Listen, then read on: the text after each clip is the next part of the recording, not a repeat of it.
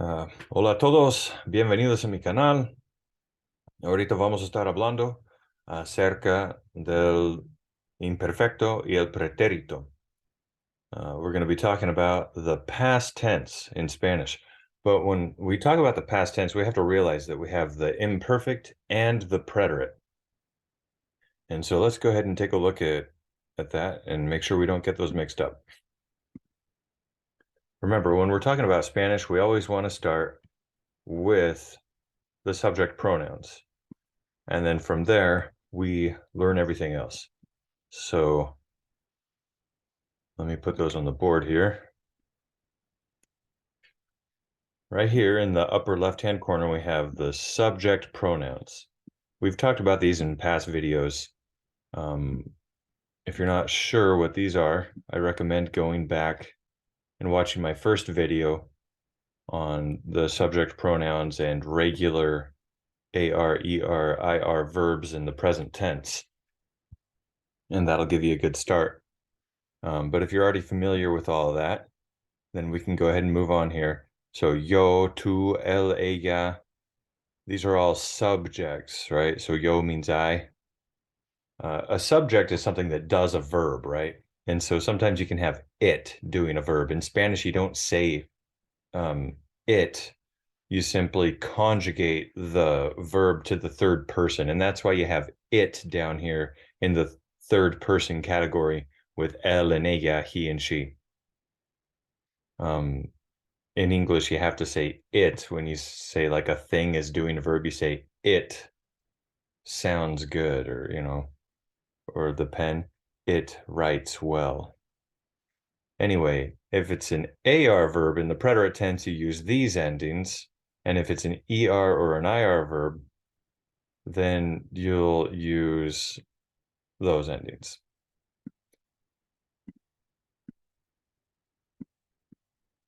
You also have the imperfect.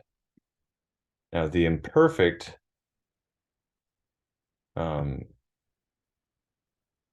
is referring to things that are done in the past, but their completion is not mentioned. And actually, let's talk about that. When to use the preterite and when to use the imperfect. And these are the endings for the imperfect. So if it's an AR verb, you have the abas, and if it's an ER or an IR verb, you have the ias. But when do you use the preterite and when do you use the imperfect? Well, let's go ahead and break that down really fast.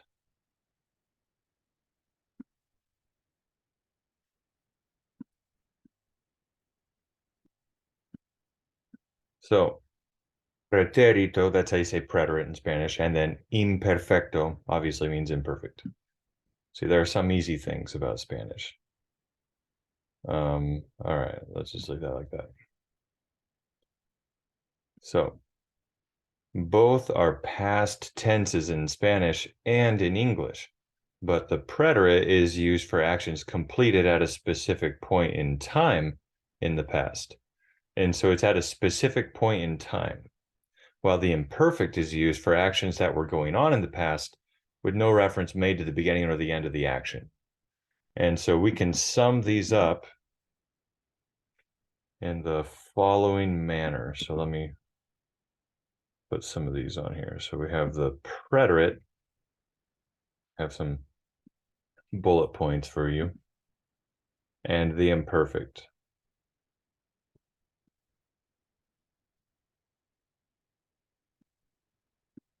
So the imperfect is used when there's no reference made to the beginning or the end of the action. It's used when it's referring to background information or the action is ongoing. Let me use blue for these ones. So there's no reference to the beginning or the end. It's background information. It's ongoing, or perhaps it's repeated in the past. It's general, right? So like I used to do something. And then you also use it whenever you're talking about time. Now, the preterite is used if the beginning or the end of the action is mentioned or implied. And the action is done and over with in the past at a specific point in time. And this is really the key part right here, specific point in time. And it could also be a closed amount of time, no matter how big or how small. So it can be a big period of time, but if it was still done at that set amount of time, then it's going to be preterite. Or if it's at a specific point in time, it'll be preterite. And so you can sum this up even easier, sum it up even more by drawing this timeline. So if I make a timeline, and on this timeline, let's make it a timeline that's ongoing in the past. It's blue here for a reason. This is going to be the imperfect. And then the preterite is going to be done at specific points in time. The preterite refers to a specific event, whereas the imperfect does not refer to a specific event. It might talk about the past generally. Like I used to be a construction worker, but not anymore, right? And so, and like I said, it can be big or small. And so if it's like I was a construction worker for 10 years, well, then that's like going from here to here, right? It's 10 years. And so it's still at a point in time. And you notice that it's mentioning the end of the action.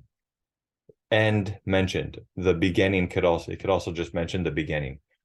Because when you do that, you're talking about a specific event.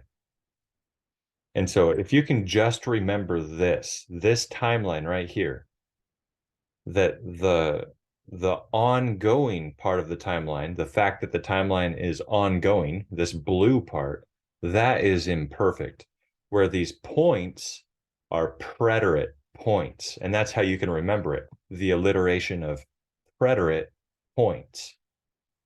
They both start with a P. Preterite points. All right, now let's start let's start putting this into practice here. Let's use Spanish and see what we've learned. Okay, so let's go over here to the next board, and I'll give you some examples.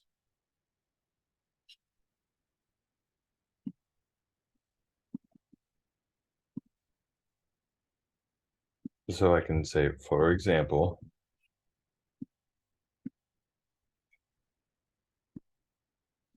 all right.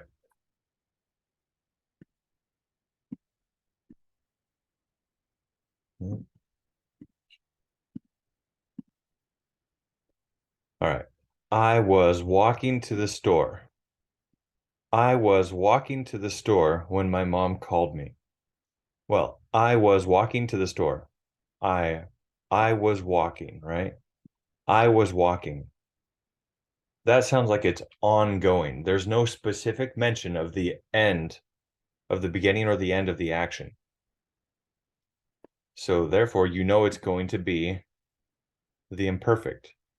No reference to the beginning or the end. It's background information. It's ongoing. Okay? It's generally, it's just a background information. So I was walking. That's imperfect.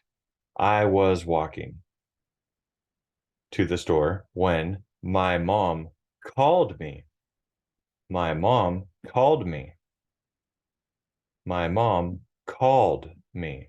She called me. Ella me llamó. Llamó. Llamar means to call, right? Llamar. Llamar means to call. And so llamó means she called. He or she called. We know that it's ella, she, because it's mi mama, my mom. Mi mama. And we know who she called because it says me. She called me. Mi mamá me llamó. Yo caminaba a la tienda. What does tienda mean? Tienda means store. La tienda. La tienda means store. It also means tent, probably because stores perhaps used to be in tents. Maybe they still are in some places, you know, like when you have like a outside farmer's market type of thing, you have tents or booths, right? So it can also be a tent.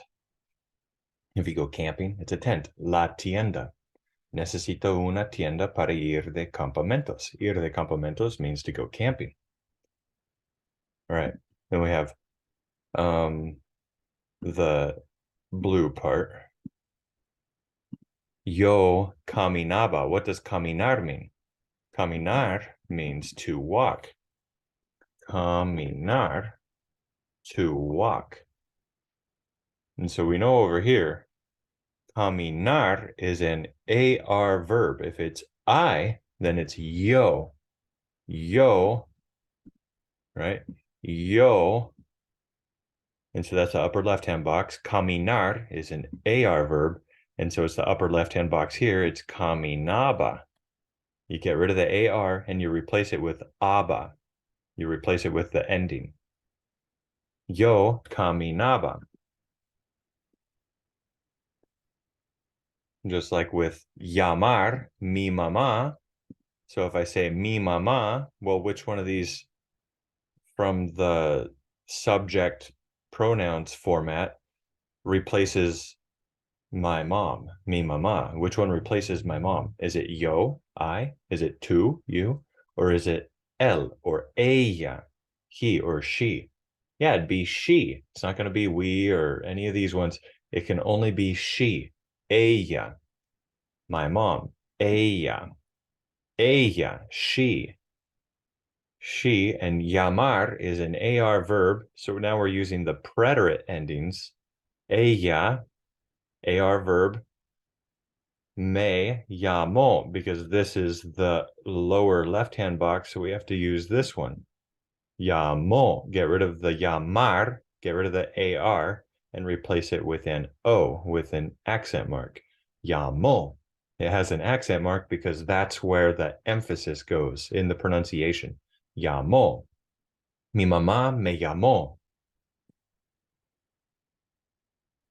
All right. Now let's do this next one. Her mom was talking to her when Jose came in. So her mom, su mamá, was talking. We know that was talking, that doesn't sound complete. It was ongoing in the past. She was talking. There's no reference to the beginning or the end of the action. It's background information. It's ongoing. There are other examples where something is repeated over and over again. This isn't one of those examples. So maybe we'll do one of those next, but we have she was talking. Ella, her mom, was talking. And so to talk, how do you say to talk? To talk is hablar. Hablar means to talk. Hablar, to talk. And so we have su mamá, her mom, is ella. Again, and she was talking.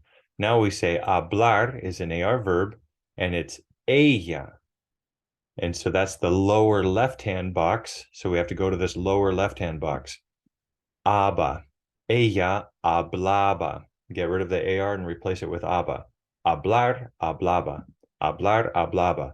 Su mamá hablaba. Her mom was talking. con ella, with her or to her. These are different prepositions. Sometimes you use a different preposition. I suppose you could use it like an intransitive sentence and say le, but this might be better. It depends. There's a lot of different ways to express yourself in Spanish. So, su mamá hablaba con ella cuando means when, cuando means when, and then Jose is Jose. Notice the accent mark? That's where you put the emphasis. In English, we say Jose, but in Spanish, we say Jose, Jose. And that accent mark has to be there because the emphasis is on the last syllable, Jose. And then entrar means to come, to enter, or to come in. So entrar means to enter or come in. Entrar. So if we go over here, Jose came in. El, that can only be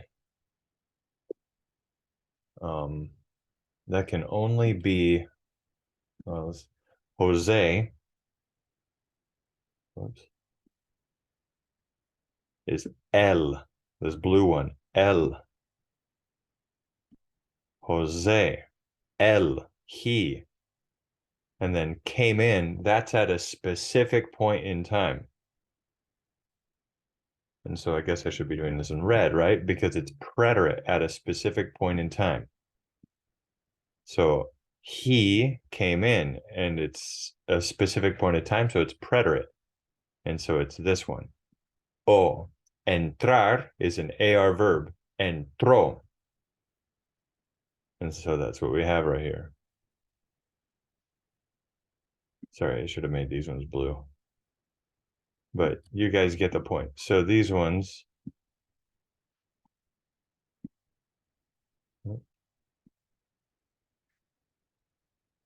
well, anyway, I'll just put it down here and get rid of them.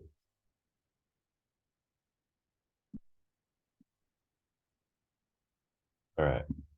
So her mom was talking to her when Jose came in. So her mom was talking. That's the blue part, right? So her mom was talking. Hablaba was talking. And then Jose came in. That's at a specific point in time. And so we know it's preterit. Jose entró. All right, now let's do this next one. I was doing my homework. Well, does that sound like it's a completed action or is it ongoing? Yeah, it's ongoing. So is that preterite or imperfect?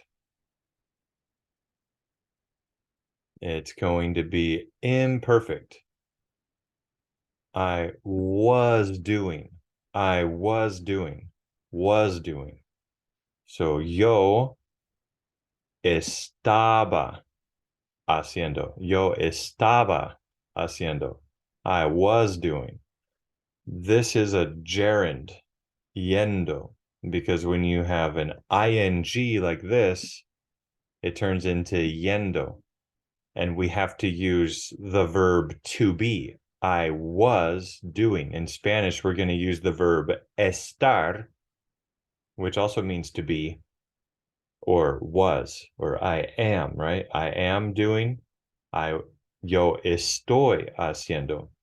You can go back and watch the irregular verbs video or ser versus estar. I did a video on ser versus estar, and I talked about the reasons why you use ser and the reasons why you use estar. One of the reasons you use estar is for gerunds. When you have an ing word coming after estar. Yo estaba haciendo. And it makes it sound like it's ongoing. Yo estaba haciendo mi tarea. Tarea means homework. And so let's go ahead and put tarea right here. La tarea means homework. It can also mean a chore or a duty. Tarea can mean a chore or a duty. Cuando, we know what that means. It means when. Me interrumpió, when she interrupted me. So that was at a specific point in time. So what does it have to be? It has to be red because it's preterit. A preterit point, a specific point in time. She came in and interrupted. She interrupted. Me interrumpió. She interrupted me, it says here in the translation. Me interrumpió. She interrupted me. I think that's implied in English, but you don't actually say me in English. You can if you want. And she interrupted me. Either way, it's going to be at a specific point in time. And so interrumpir is an IR verb. Interrumpir. Interrumpir. IR verb means to interrupt. To interrupt. So if I say to interrupt, interrumpir, if it's ella, which we already have in red here, ella, she interrupted, she is ella. Interrumpir, and that's at a specific point in time. It's an IR verb. Ella interrumpir, so it's the lower left-hand box, interrumpió. We have to get rid of the IR and put an IO there. Ella interrumpió, she interrupted. Ella me interrumpió, she interrupted me. In English, you have to put the me afterwards, but in Spanish, it goes before. Me interrumpió, she interrupted me. All right, now here's a good example of a general background information type of thing. Remember, when we're using the imperfect, one of the reasons why you use it is if you're talking about something in general in the past, talking about the past in general or generally speaking, like I used to go to Disneyland during the summer or something like that. So when this one says, when I was a child, we know we're not talking about a specific event. We're talking about the past generally speaking, when I was a child. So we say, when I was. Because it says when I was, we have to use the imperfect, when I was. And since it's a child, we use the verb ser because that's an attribute. An attribute. So ser versus estar. Go back and watch the ser versus estar video that I made. When I was a child, we used to go. We used to go. This is another verb, to go, and it's used to go. Used to go. Well, that's also imperfect because you're not talking about a specific event. You're talking about the past generally. We used to go when I was a child. Cuando era niña, if you're a female, you say when I was a girl or a child. Íbamos a Disneylandia cada verano, every summer. So Disneylandia means Disneyland. Cada verano. Verano means summer. El verano. It's a masculine noun. El verano means summer. You don't have to capitalize summer in Spanish, but you do in English. Summer. Verano. Cuando era niña, íbamos a Disneylandia cada verano. When I was a child, we used to go to Disneyland every summer. Well, since this isn't talking about any specific event, there is no preterite in this sentence. None. It's all era and íbamos. Those are both imperfect. But these are irregular imperfect. I mean, these ones right here. These are irregular. Era and íbamos are irregular preterite verbs. Which brings me to my next subject that I wanted to talk about. There are only 3 irregular verbs in the preterite tense, or I meant to say in the imperfect. I'll put it right here. There are only 3 verbs that are irregular in the imperfect tense. I didn't mean to say preterite. I meant to say the imperfect tense. There's only 3. And let me go ahead and put those. So number 1 is ser. Ser has these conjugations. So you can't use the regular AR, ER, IR conjugations for these 3 verbs. Number 1 is ser. Number 2 is ir. Let me put that here as well. And then number 3 is ver, to see. These are the only 3 irregular, imperfect verbs in Spanish. Only 3 of them. But there are a lot of irregular verbs in the preterite tense. And I can't put all of them, but I can put some of the most common ones. So let me do that. And then if we have time, we'll do some exercises. If not, I'll just put them in the comments or both. Okay, so some this is just something that I've come up with on my own here. A handful of verbs are irregular in the preterite tense. There isn't really a reason for why they conjugate the way they do, so you will just have to remember them.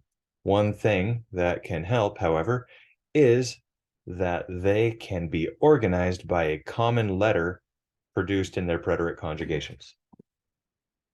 So for example, estar and tener, for whatever reason, they both have a V. Estar and tener have a V in their preterite conjugations. So for example, you have estar, estuve, estuviste, estuvo, estuvimos, estuvistes, estuvieron. Then you also have tuve, tuve, tuviste, tuvo, tuvimos, tuvistes, tuvieron.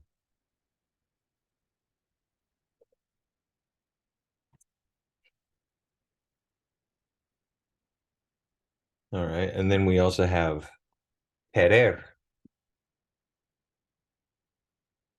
So querer, poner, and hacer have an S sound in their preterite conjugations. Hacer technically has a CE or a CI and a ZO, but in Latin America Spanish, or Latin American Spanish, they make an S sound. But if you're in Spain, they will make a sort of TH sound. They call it the lisp. And so let me put those 3 here. I'll put hacer off to the side so you see what I mean. So it's querer turns into quise. Yo quise, I wanted. Tú quisiste, you wanted. Tú quiso, or usted quiso, or ella quiso. Nosotros quisimos, etc. It makes an S sound. And also with poner, yo puse, tú pusiste, él puso, pusimos, pusistes, pusieron. But the verb hacer, if you're in Spain, the common accent is with like a lisp. So you say hacer, yo hice, tú hiciste, él hizo. But you don't have to do that in Latin America. It just makes an S sound. So like quise is hice, puse, hice, pusiste, hiciste. Yo hice, tú hiciste, él hizo, nosotros hicimos. But if you're in Spain, vosotros hicisteis. Hicieron, right? Ellos hicieron. I normally just do it, like Mexican style with an S. So, but hey, if I went to Spain, maybe I do it the other way. All right. There are some other verbs. I'll just go through these really fast.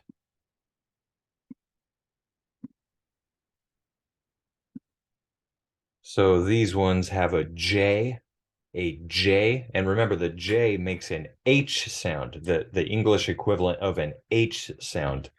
So yo dije, yo traje, tú tradujiste, you translated. Nosotros condujimos, we drove. You can pause that and write those down if you want. And then on the next one, saber and caber get a P. Saber and caber, to know and to fit, is yo supe, yo cupe. Ustedes cupieron en la cajuela. Did you guys fit in the trunk? Cupieron.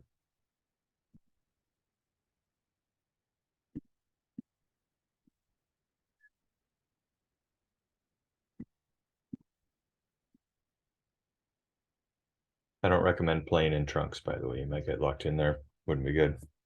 Oír, leer have a Y in the third person. So oyó, leyó, oyeron, leyeron. So those ones. And then you have, I'll put all these ones on at the same time. So morir and dormir have a U in the third person. Murió, murieron. But notice these ones is morí, moriste, morimos, moristeis. But you have murió, murieron, durmió, durmieron. So they're friends, they're similar. And then the verbs ir and ser have the same preterite conjugation. So this is kind of an interesting fact here. If you look at these, just kind of interesting. They have the same right here. They're ir and ser, to be or to go. Like if I say yo fui, that means it could mean I was, or it could mean I went. You can always tell um, by the context. For example, if I say eso fue raro, that means it was weird. Eso fue raro. Eso fue raro. Eso fue raro. Eso fue raro. That means that was weird. But if I say um whoops, él fue a la tienda, that means he went to the store. And so you can see that the context will tell you which one it is. You'll never get it mixed up because the context will never lie. Él fue a la tienda can only mean he went to the store, whereas eso fue raro meant that was weird.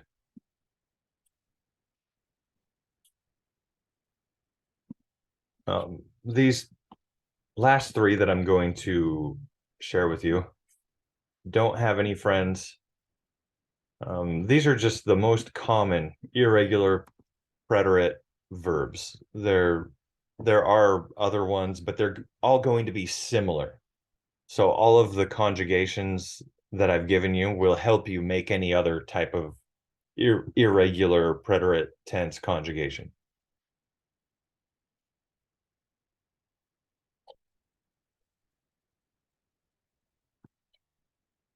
So dar turns into di, diste, dio, dimos, distes, dieron.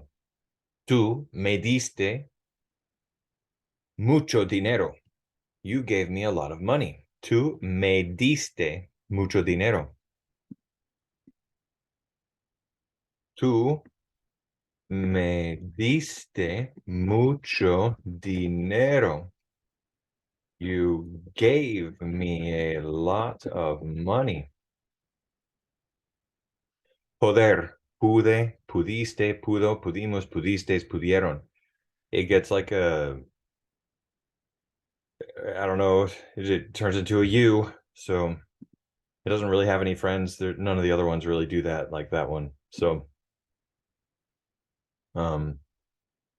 yo pude cumplir las tareas.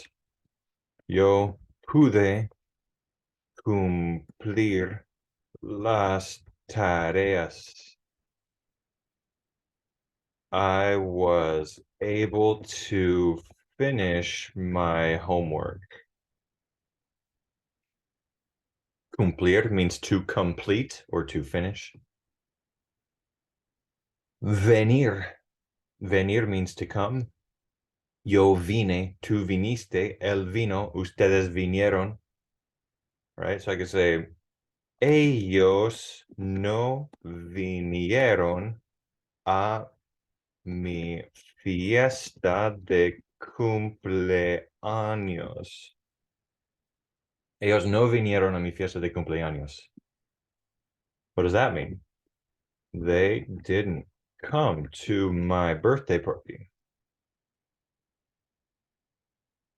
Ellos no vinieron. No vinieron a mi fiesta de cumpleaños. Qué triste. How sad. Qué triste. Qué triste. How sad. Qué triste. Yo estoy triste ahora porque no vinieron a mi fiesta de cumpleaños. I'm sad now because they didn't come to my birthday party. All right, if you're still here at this point, good job. That means you really want to learn Spanish. Let's go ahead and do some exercises. I think I have some over here somewhere. Let's do these ones right here. Okay. So these will help us understand. It says, I guess I was, okay. So conjugate the verb into the preterite or imperfect as indicated. Translate the sentence into English. Use correct grammar. Follow the model. So, yo escribir in the preterite una carta para mi mamá. And so escribir, if it's an IR verb and it's in the preterite, it's yo escribí. Yo escribí. Because over here it tells us it's an IR verb and it's the preterite. So we have to use these ones. And it's yo. And so that can only be escribí. Let's see here, I'll use green. All right, so it's yo, that's the upper left corner. And then escribir is an IR verb, so we know we're using these endings. And since it's the upper left, we have to use the upper left. Escribí. Escribir, get rid of the IR, replace it with an I. Escribí.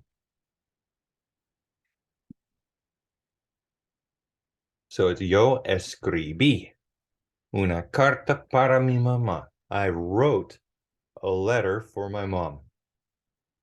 And that is referring to a specific event.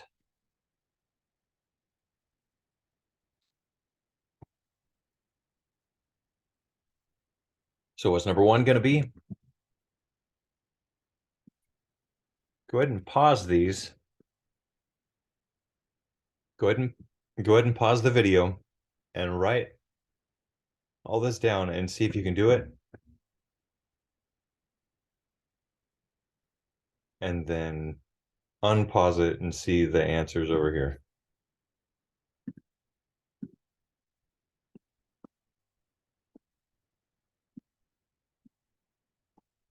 There they are. Siempre nos escribíamos cada verano. We always used to write each other every summer.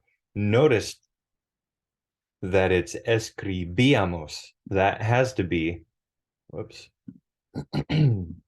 that has to be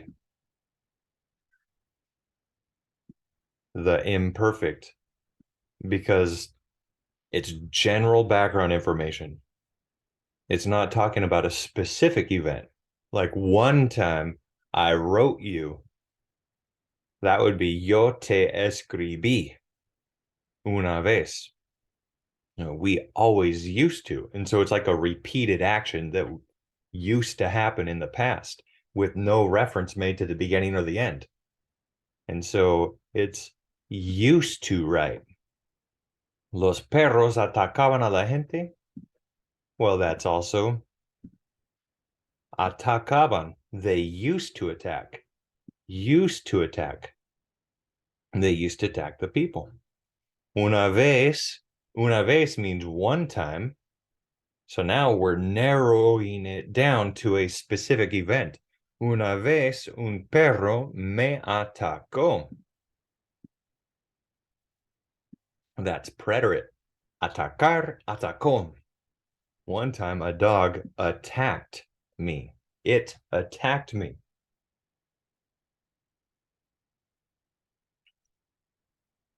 Eran las 6 cuando mi papá llegó a casa. If you're talking about time, you have to use the imperfect. If you're telling what time it was in the past, it's always going to be imperfect. You just have to remember that. Eran las 6. It was 6. Cuando mi papá llegó a casa. When he arrived. So that is talking about a specific event. When he arrived. Llegó. When he got home. He got there.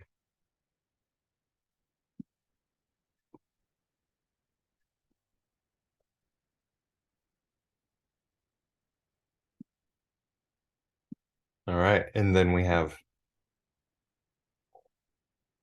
La familia Mandujano vivía en Mexico. Well, that's just background information. It's not saying how long they lived in Mexico.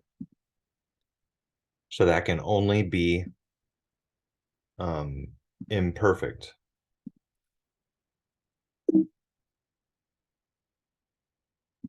Vivía, used to live there. They used to live there. It gives the impression that they don't live there anymore, but there's no specific mention of the beginning or the end of the action. Yo viví en México por 2 años. Now, that is a completed amount of time. Por 2 años makes it preterit. I lived in Mexico for 2 years. Because it's for 2 years, it's a preterit point, even though it's a big point, right? It's a completed amount of time. Even though it's 2 years, it's still preterit. ¿Hablaste con él anoche? Did you speak with him yesterday? Or I guess that's last night. Anoche means last night. Whoops. Whoops.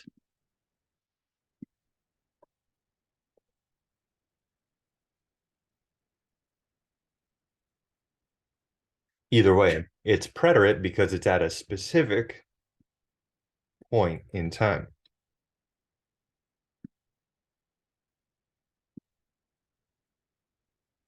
Hablaste. Yo hablaba con él todos los días. I used to talk to him every day. Well, that's not a specific point in time. That's what you used to do every day. Mi hermana se enamoró de él. My sister fell in love with him. If you fall in love with somebody, you could say that it, at some point in time that happened. You fell in love, and so it's preterit. Se enamoró. Remember, enamorarse is reflexive. Se enamoró. Se enamoró. Enamorarse is reflexive. Fell in love. Muy bien, eso es todo. Voy a poner unos ejercicios en en la sección de los comentarios ahí abajo. Entonces, nos vemos para la próxima.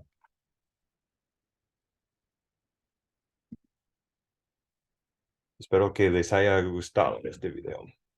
Hasta luego.